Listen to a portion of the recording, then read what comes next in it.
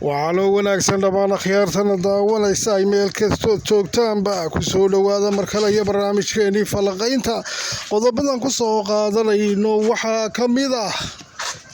wararkii ugu dambeeyey ee gobolada bariga jamhuuriyadda Somaliland oo hadda la sheegaya inay huwantii isa soo urursadeen in ka badan 10,000 oo ciidana markaasi furimaha ay keeneen iyaga oo sidoo kale tiknika badanna isku keenay ciidamo ajaaniba oo la sheegay inay Jamaican xitaa ku jiraan iyo niman dambiye waaweyn ka galay caalamka oo la sheegay haddana nimankii warsangeli ay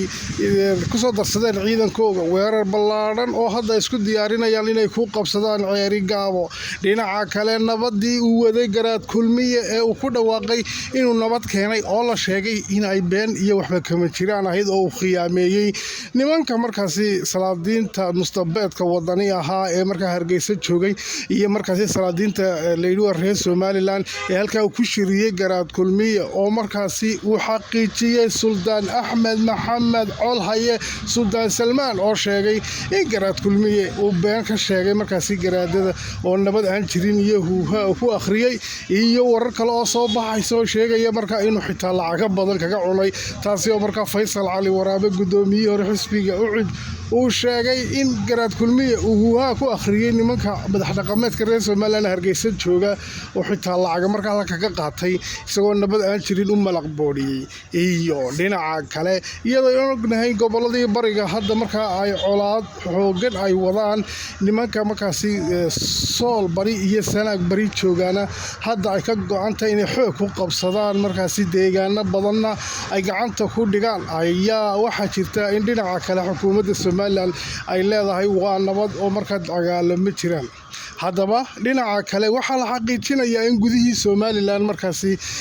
beeshii dhexdeedii ay markaasi mashquul ka dhex jiraba oo iyadii hadda in la isku jeediyo la rabo dhinaca kale waxa jira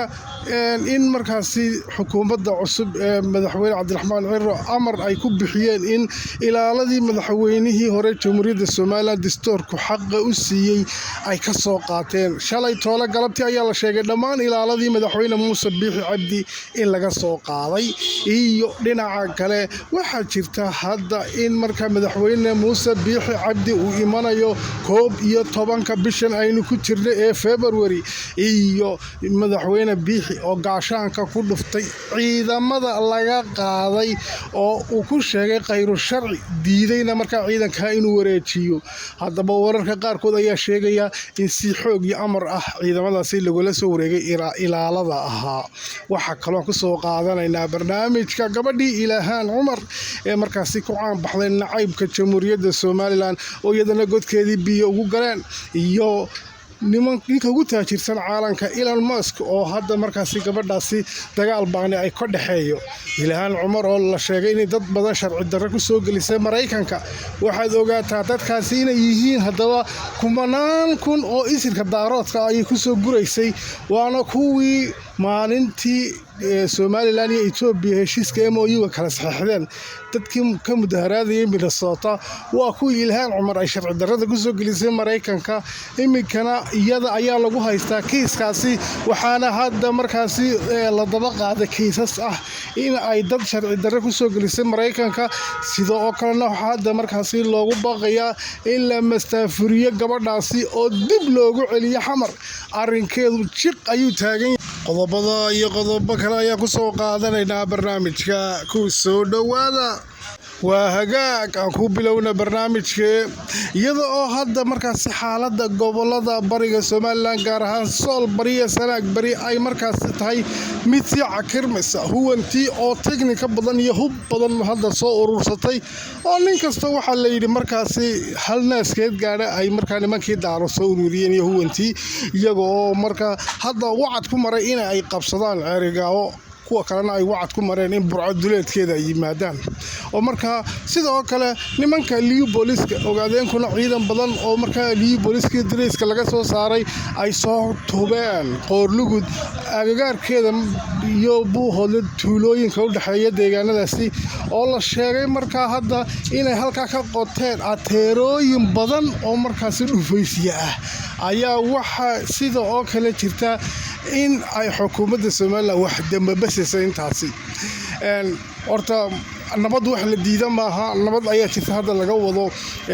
gobolada bariga waa okay laakiinse nabadda geeskii kale haddii aanu kula qaadanayninba oo colaad iyo hub urursanayaan oo isku haystaan niman awood leh oo inay xoog wax ku qabsadaan doonaya يعني waxay noqonaysaa marka dambe basidii seexil mooti waa kii xildhibaan guruuja sheegay in markaasi nimankaasi ay wacad ku mareen in ay gobolada Soomaaliya qabsadaan Soomaaliland inteeda kalena hadda ay dawladda fadhiidka Soomaaliya iyo cadawga Soomaaliland ay sheegeen in xoog lagu qabsado markaasi in ay tahay haddaba xoog ku qabsashadaasi wili hadda inagu awoodeeni ay midaysan tahay xoog inaguma qabsan karaan taasi way iska ognahay laakiin istaraatiijiyad kala jirta la famroodiyaga la isku jabiyaaba la yiri in marka la isku jeediyo dadka inta kala gaar hadda beesha dhaxiyada moogtiye beelaha kalaba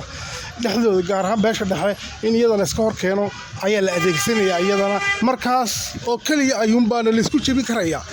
haddaba waxa taasi inoo cadeynaysa qaar badan oo jira canaasiir ah oo markaasi marka la yiraahdo war wadanka waa lagu soo duuliyo moogti deedefaynaya oo xitaa markii xasuuqi dacwo la dhacay niman badan oo xildhibaan sheeganayay oo marka beesha dhexe u soo tafaxayto jilibada caaya ayaa maalintii dacwo lagu soo duulayna waxa lagu yiri war magtay waxay yiraahdeen anigu dacwo ma jawaabayno wadagtiin nimanka xildhibaanada hebel iyo hebel baad u garanaysaan waxa weeyaan canaasiirta markaasi inay isku jabiyaan beesha dhexe loogu talagalay bay kamid yihiin haddaba waxba ku sii tiigaali maayo kuwaasi haddan dhinaca kalena waxaa jirta in markaasi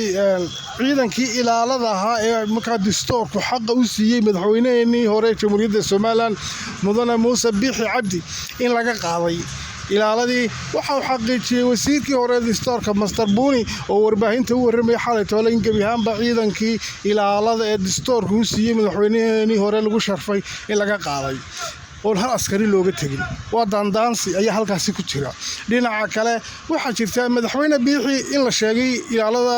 in diiday oo gaashaanka ku dhuftay in laga qaado gurigiisa loo daba weydaarto laakiin waxay dhacday baa la yiraahdaa arrinkaasi ciidamadii waa loo daba weydaartay gurigiisii waana laga soo qaaday madaxweyne Biixi waxa uu imanayaa hadaba Hargeysa 11 bishan ku jirnay February airportka Cigaal International buu ka soo degaya warar haddana soo gaadhaya sheegaya in beeshii madaxweynuhu ka soo jeeday iyagu